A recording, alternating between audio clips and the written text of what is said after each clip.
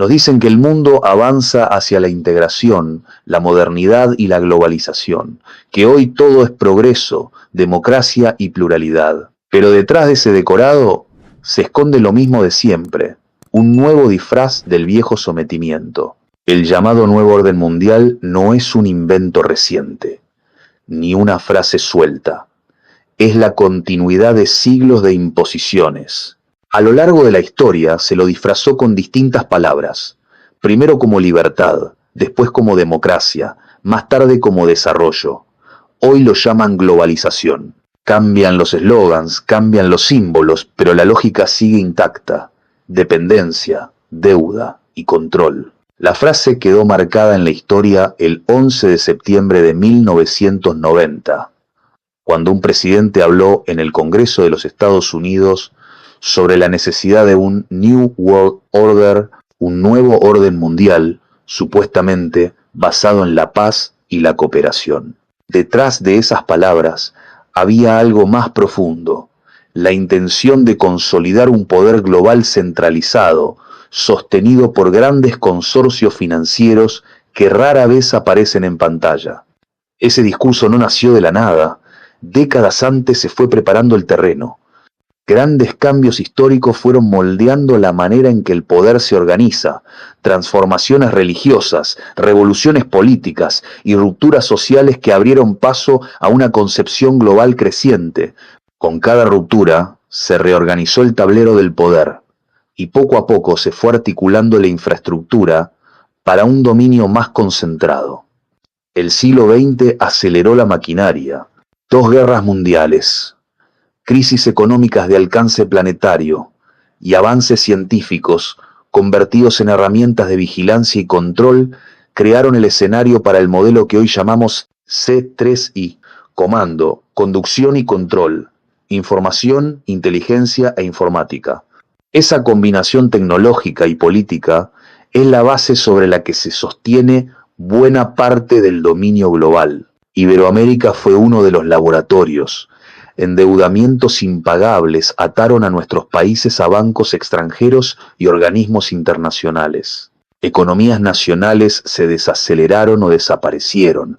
Industrias cerraron y recursos fueron explotados bajo el eufemismo de inversión extranjera. Pueblos enteros quedaron sumidos en la pobreza, se reintrodujeron o se mantuvieron epidemias en zonas vulnerables, y la fragmentación cultural avanzó hasta socavar identidades locales. La fórmula es siempre la misma: crear el problema o exagerar uno real con miedo, esperar la reacción de obediencia de la sociedad y después ofrecer la solución que ya estaba preparada por quienes tienen poder.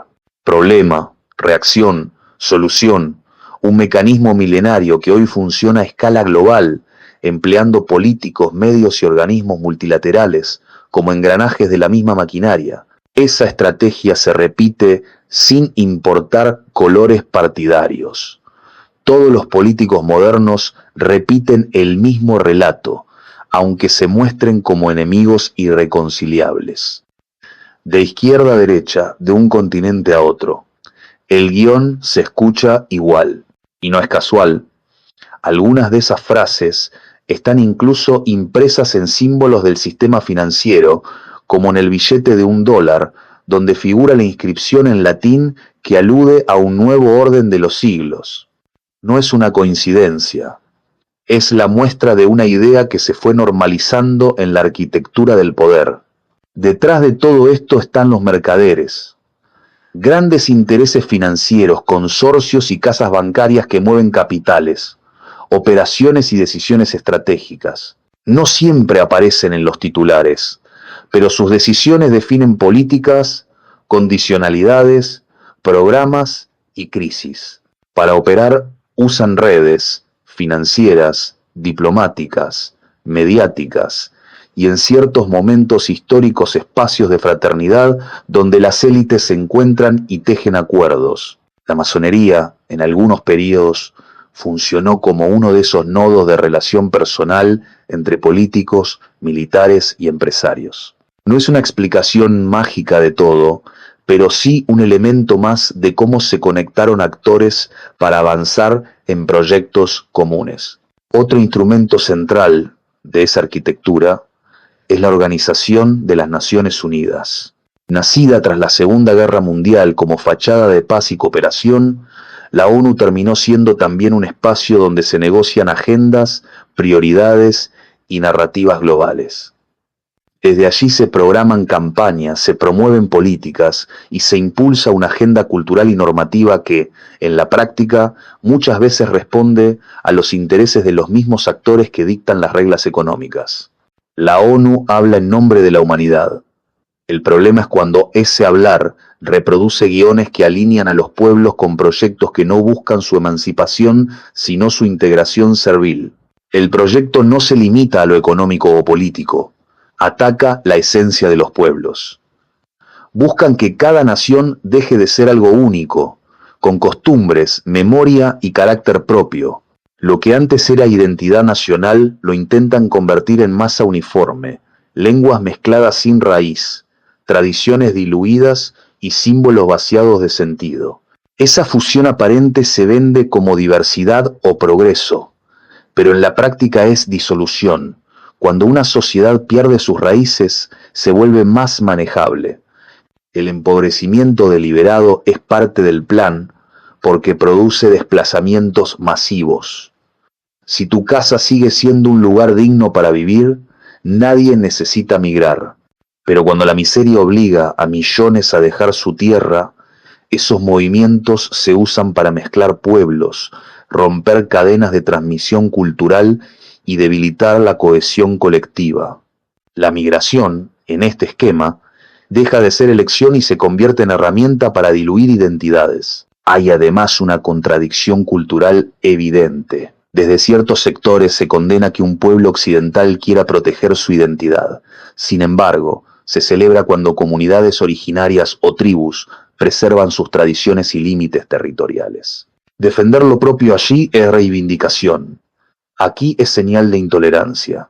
Esa doble vara revela que lo que se busca no es la defensa de la diversidad auténtica, sino la manipulación selectiva de qué identidades se respetan y cuáles se disuelven según conveniencia.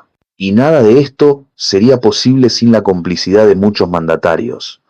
Hoy son pocos los dirigentes que incentivan el amor por la tierra natal, la transmisión de memoria histórica y el orgullo por las costumbres locales. En vez de promover la defensa de lo propio, con frecuencia fomentan la apatía y la resignación. El resultado: generaciones menos dispuestas a pelear por su patria, menos conscientes del valor de sus tradiciones, menos comprometidas con la responsabilidad de cuidarlas y defenderlas.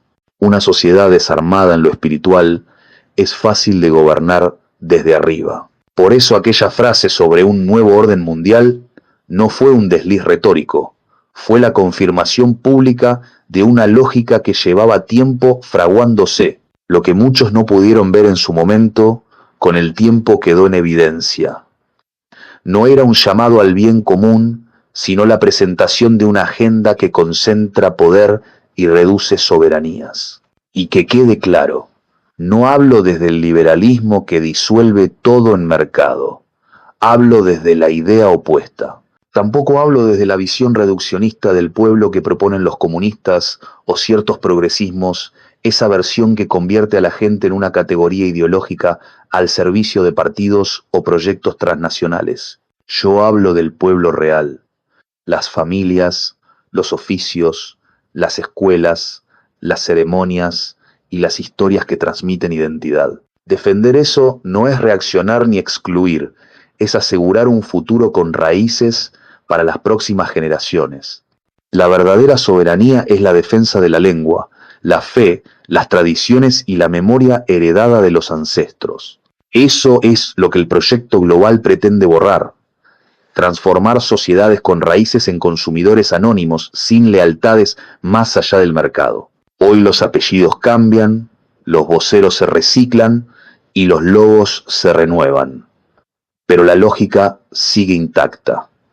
La descendencia de esos intereses y sus planes mantienen la misma dirección: imponer un orden global que no busca liberar, sino someter, que no protege culturas, sino que las homogeniza, Si queremos resistir, debemos empezar por recuperar la soberanía cultural y económica, promover lo propio, valorar la tradición y reconstruir instituciones que defiendan al pueblo y no al capital.